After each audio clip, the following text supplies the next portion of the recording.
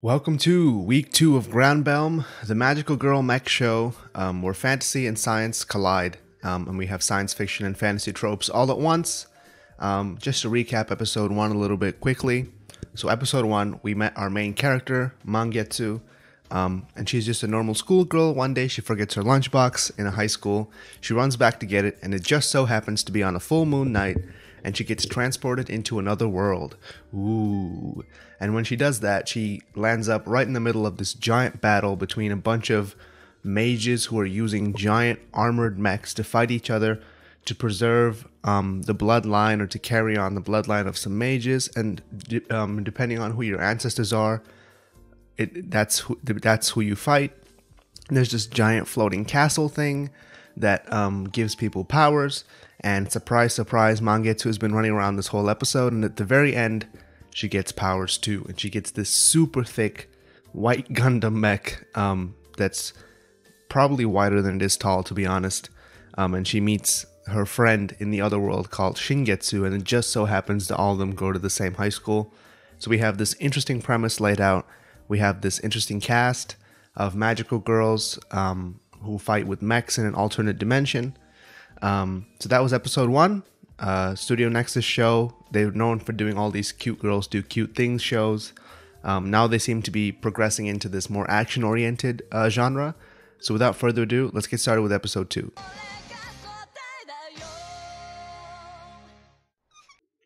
The OP is actually pretty solid.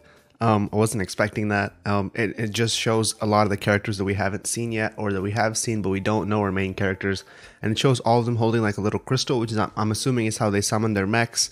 And just overall just a solid OP, just introduces you to all the characters. It's actually been a few good OPs, and a few of the OPs you might expect to be bad this season have been good, and a few of the good OPs you might expect to be good this season have been bad. So it's been a confusing season in that regard, but Granbelm definitely a solid OP. Okay, let's keep going.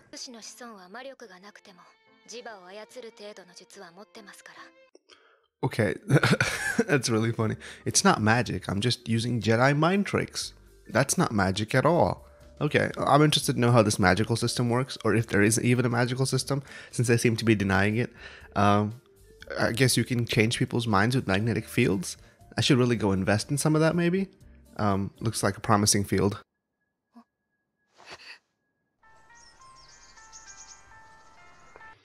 The weird, like, tonal, like, whiplash I'm getting from this anime is just kind of unique. Like, we spent all of last episode just fighting, and even though there was a bit of comedy in between the fights, like, this episode just seems to be pure slice of life comedy, and I'm assuming we're gonna go back to the dimension at some point and go back to the mechs and the fighting. I'm perfectly fine with this. This is like the right amount of comedy in an action show for me, because it seems like a lot of the more actiony shows just go super serious with the plot, and in the end it just comes off feeling absurd, or like, this plot is so stupid for how serious you're treating it. And this actually has a super serious plot about mages and bloodlines and everything, but they're treating it super lightheartedly, and I kind of just like it like that.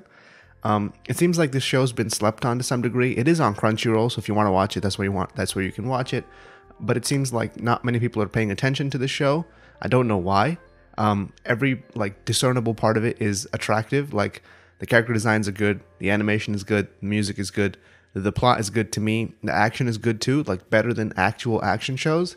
So I don't know why people aren't picking up on this show. That's partly why I'm doing this, to be honest, to just signal boost it and get people out there watching it. That being said, let's keep going.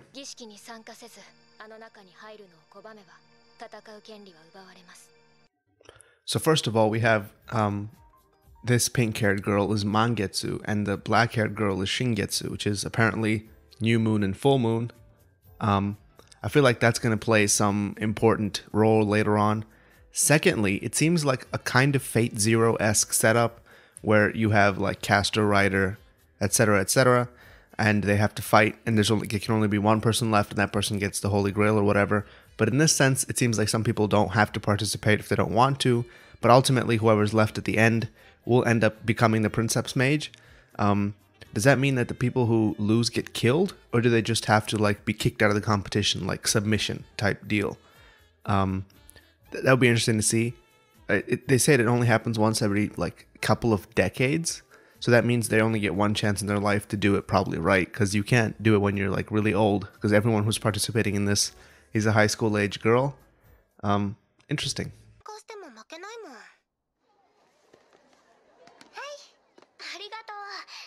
What the heck was that sidebar? I don't know. We just cut to Hong Kong randomly in the middle of the episode to show these other two girls who are the sister of a girl who's Mangetsu's younger sister's friend in middle school, but she's actually an adult.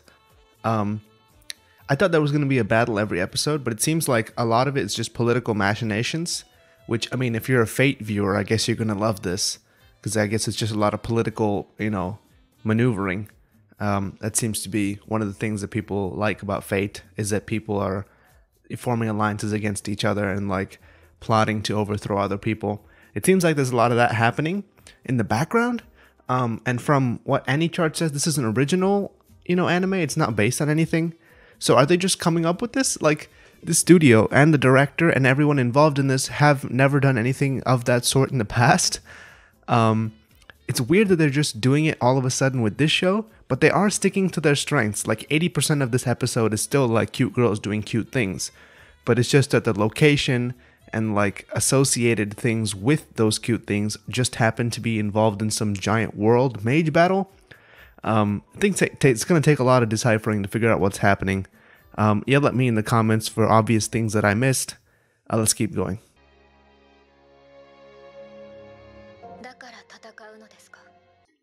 It's actually really cool that they're doing it this way. This is not really the normal shoujo protagonist type person that you see in a slice of life. They're really like fully integrating this like mecha shonen type anime and this like slice of life high school comedy type cute girls doing cute things anime. It makes me think like, why are they doing this in the first place? I guess it plays to their strengths since they know how to do cute girls really well. But this whole speech that Mangetsu just gave about her not being important or people not seeing her is basically like the motivating factor for every isekai protagonist ever. They all feel like they don't belong in this world, and they're not like respected, and they have no dignity or like worth or value, so they get transported to another world where magically they have all those things. And even just in normal shonen is usually like some down on their luck protagonist who nobody really cares about, and then they get some power that people do care about, so they care about them. And then they change into someone that people do care about. That's kind of like the character arc of pretty much all shonen in general. And then in this, we have Mangetsu basically conveying that same thought, but she's doing so in a like purely female setting. She goes to an all-girls school, and it's just really cool that they're showing that it's not exclusive, like it's not a shonen thing, like in the literal sense of the word. It can be anyone, like anyone can feel unvalued or not worth anything, and that if this was to happen to anyone, they would choose to embrace it. It's like there's nothing that makes Spider-Man unique from Spider-Woman. It's just like it's a uniquely human thing. It's not really isolated to any one part of the human race. I just thought that was really interesting to do that, and that was the reason that she chose to fight in Granbelm, even though it does seem to be so dangerous. As we saw with the other girl, Rosa, being abandoned outside the gate earlier in the episode when her magic crystal doesn't work anymore.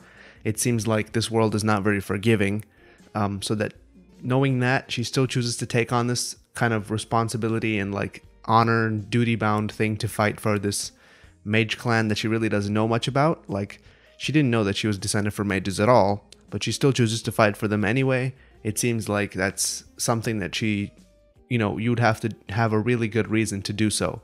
And this is the story's reason. And if this is the way that this story is going to go, I feel like I'm really going to like this show. Okay, let's keep going.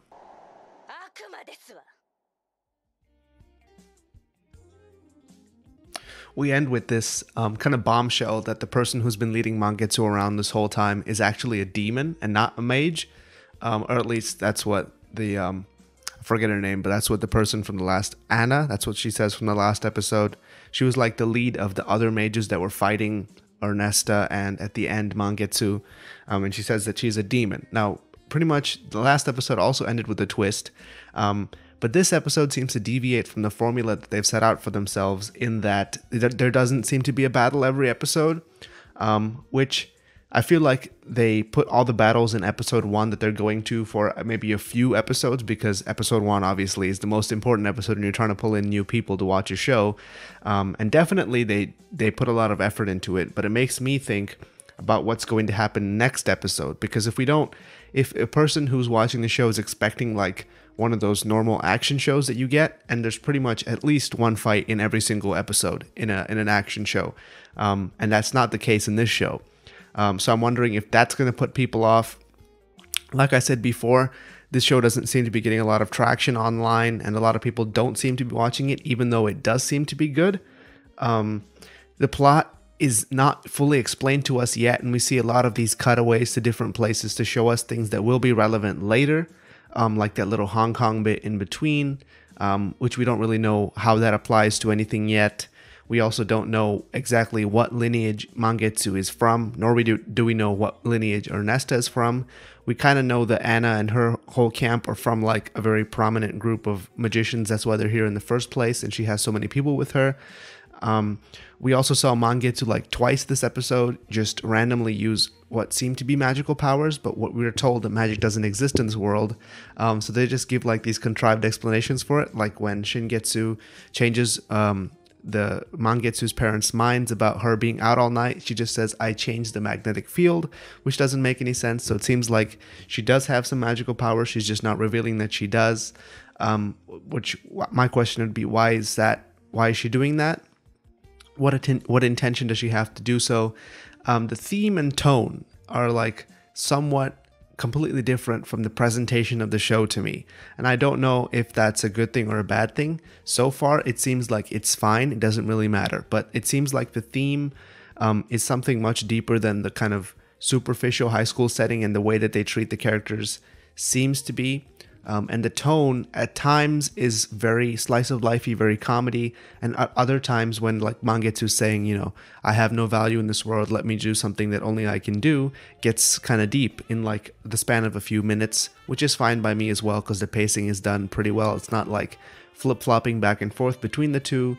The first part of the episode was pretty much slice of life, and then we got deeper and deeper as the episode went on, which I think is a good way to do things. Both episodes so far have been paced pretty well and have been, you know, pretty fun to watch. Like, they're not, you know, total slogs to watch. They're not just, even though this episode had no action whatsoever and it was just slice of life, I thought even then they weren't skimping on anything. It seemed like there was still variety in the shots that they used. You know, it was still creatively, visually done. Like, the danger with a lot of action shows is when the action is not happening, it just looks very flat and plain and boring. And I think a good example of this is like One Punch Man Season 2, where even the action was bad, but the dialogue shots were especially bad. Like, they were just wide shots or one shot character shots or like medium shots, and it was just so boring to watch them go back and forth. And to some extent, dialogue shows do have to be more creative in how they do this, because there are so many people talking that if you just do the same shots again and again and again, it can get boring very quickly.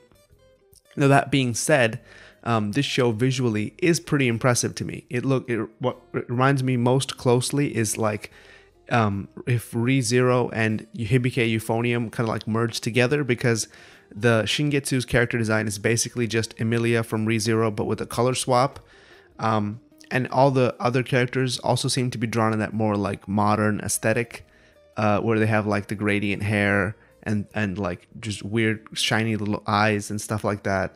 So definitely in that sense they're appealing to a certain audience. I would be interested to know more about the behind the scenes of the show. I feel like that could be even more interesting than the show itself. Like, why did this particular studio choose to do this show now? Because generally they haven't done any plot-driven shows, and this seems to be quite plot-driven based on the dialogue-heavy episode that we just watched. And also, why are they doing an action show now? It says that it's an original anime, but is it actually an original anime? Because like last season, some of the original anime that I thought were original based on what I was told actually were based on a novel or a light novel or something else. Is this also in the same vein? I'd be interested to know that. And if that's not the case, then who's doing the story for this? Because that would also be interesting to know. That being said, Granbelm is probably one of the most slept on shows of the season. Like, there's nothing about it that is low budget or B tier to me. It just seems like one of the more solid shows this season. And visually, it's better than most shows this season. Like To the Abandoned Sacred Beasts would be the other more thematic, plot-heavy, or it's not really that plot-heavy, but it's more thematic and tonally, like, just darker shows this season. But visually, it's so unimpressive that some people are going to be put off just by that. But this show has so many of the things that we've come to expect of anime in this day and age, like has so many like good character designs of these cute girls, and the visuals are well done, and the music is well done, and just everything, and the voice acting is especially good. The voice actress of the main character Mangetsu is actually the same person who did Carol in Carol and Tuesday, so she definitely has some range because she's doing that like middle school, like really high-pitched girl voice in this one. And Carol, if you've watched that show, is like very flat and more like older and deeper. So shout out to Miuri Shimabukuro. She knows what she's doing. It seems like this show should have more draw than it actually does, which is actually sad for me, because if studios like Nexus, which have shown competence doing certain genres in the past, do have the ambition to go for that more mainstream appeal, and they get put down just because of what they've done in the past, and people are not willing to be open-minded about new shows that they make, then I kind of am, hesitant about the future, because there are so many of these new studios that are doing these like more commercial anime just so they can make a good project later on. But if we get put off by the commercial anime, and we don't eventually pay attention to the original show or the big budget show that they put on, then what was the point of everything else? So I just hope more people can be open-minded about the show. That being said, episode 2 was great. I'll be back for episode 3 later this week. I'll be on time this time, I swear. That's it for this week. Thank you for watching. Like, comment, subscribe, and I'll see you in the next episode.